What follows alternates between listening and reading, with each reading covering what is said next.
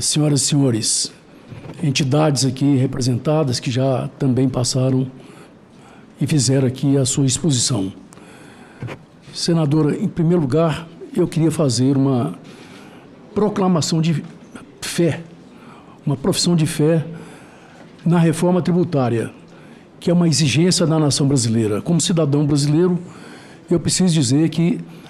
essa é uma expectativa que ultrapassa divergências partidárias, governos, até porque esse debate vem sendo travado nas casas legislativas desde o nosso tempo da Constituinte, né, deputado Rauli? Estava lá pontificando o deputado Rauli, o deputado Efraim Moraes, o pai, e tantos outros, né, que há 40 anos atrás proclamavam a exigência de uma reforma que pudesse dar racionalidade ao sistema tributário brasileiro. Então, é com grande expectativa que a nação acompanha o desenrolar desse debate na Câmara e agora no Senado, através dos PLPs que regulamentam o texto da emenda constitucional que foi finalmente aprovada no ano passado. Essa emenda, senadora, ela veio no seu texto original com uma injustiça muito grave, na medida em que colocava entidades de previdência fechada e as entidades de autogestão em saúde como entidades que exercessem atividade lucrativa. Os debates foram intensos desde quando veio o texto, até que, chegado o PLP 68, esse debate pudesse ser intensificado no âmbito do Executivo e no âmbito das diversas comissões, nas diversas audiências que tivemos, né, presidente Jarbas? E aí quero dizer para a senadora a responsabilidade que eu tenho aqui nesse momento de falar em nome da Associação Nacional dos Funcionários do Banco Brasil. Eu não falo apenas em nome dos meus colegas do Banco Brasil, uma família de 200 mil pessoas, se contados os funcionários da ativa, aposentados, pensionistas, forma um universo de 200 mil pessoas nesse país. Eu falo também, tenho certeza, apesar de não estarem aqui presentes, falo em nome dos milhões de trabalhadores brasileiros, da Caixa Econômica, da Petrobras, dos Correios e Telégrafos, dos servidores públicos, o nosso presidente do Simpresp, do Funpresp, o Cícero, que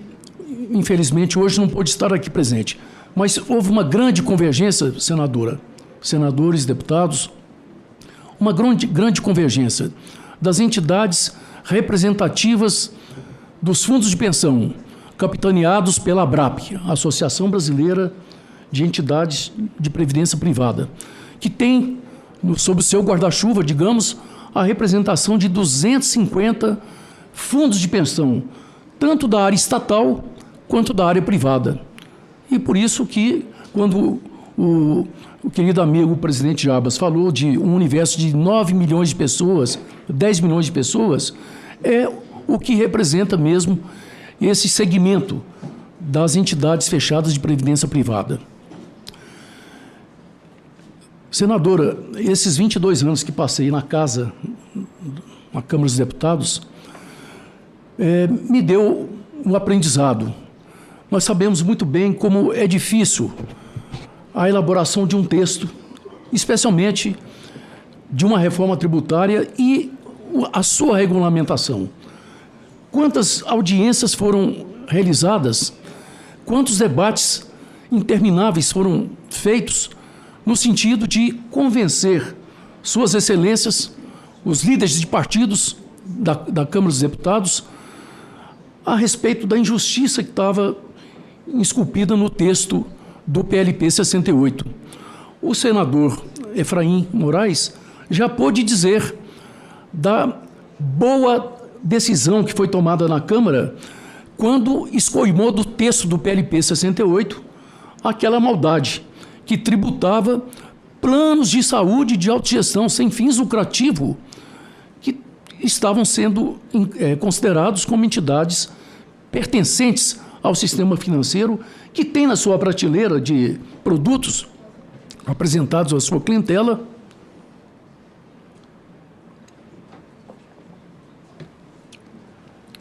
planos privados de saúde, como tem também os planos de previdência privados. Portanto, senadora, os debates que foram travados na última noite da sessão da Câmara dos Deputados, que se estendeu até altas horas da noite, e eu pude estar palmilhando todos esses corredores, né, dos gabinetes dos deputados, dos líderes de partidos, até que, depois da terceira versão apresentada ao plenário da Câmara dos Deputados, nós tivemos a comemorar o texto finalmente acolhido pelo relator, deputado Reginaldo Lopes, que temos de registrar aqui a sensibilidade, né, e o esforço dos deputados, como o deputado Rauli, e eu tenho de mencionar aqui a deputada Érica Cocai, do PT, o deputado Pompeu de Matos, do PDT, a deputada Bia Kicis, do PL, o deputado Ricardo Silva, do Republicanos de São Paulo, enfim, várias lideranças que se somaram ao esforço de convencer os parlamentares, especialmente o relator, que finalmente teve sensibilidade e apresentou no texto final a eliminação ou a isenção dos fundos de pensão e dos planos de autogestão em saúde daquela tributação que foi em uma hora colocada no texto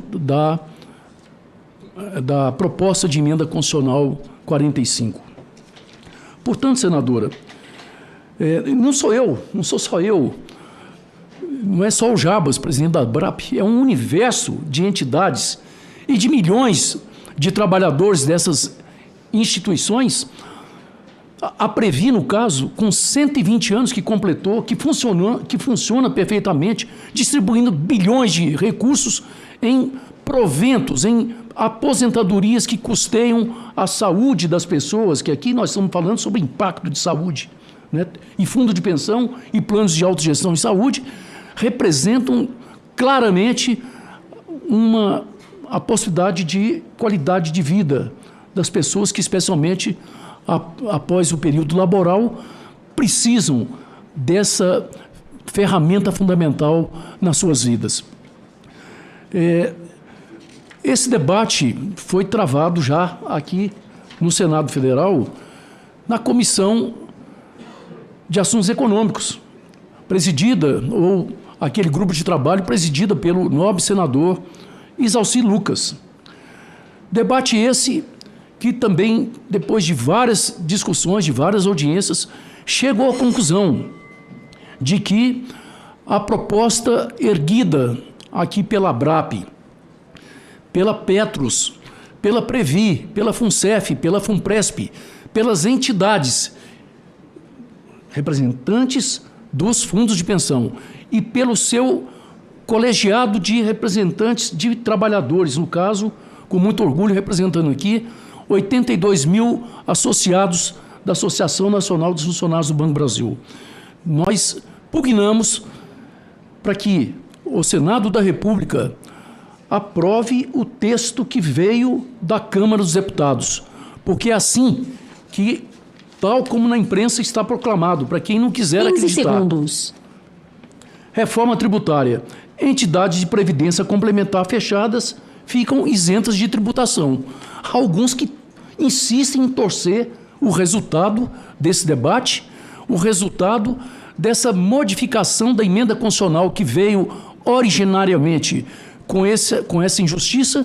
e que uma injustiça que revogava a conquista histórica que tínhamos desde 2001, quando o artigo 69 proclamava a isenção das contribuições dos trabalhadores para fundos de pensão em nosso país. Portanto, senadora, eu apenas para finalizar, agradeço a oportunidade de estar aqui expressando a voz desse universo de milhões de trabalhadores que aguardam de vossas excelências, quando no momento final da decisão do plenário, que possamos ter essa parte específica relativa a fundos de pensão e planos de autogestão em saúde,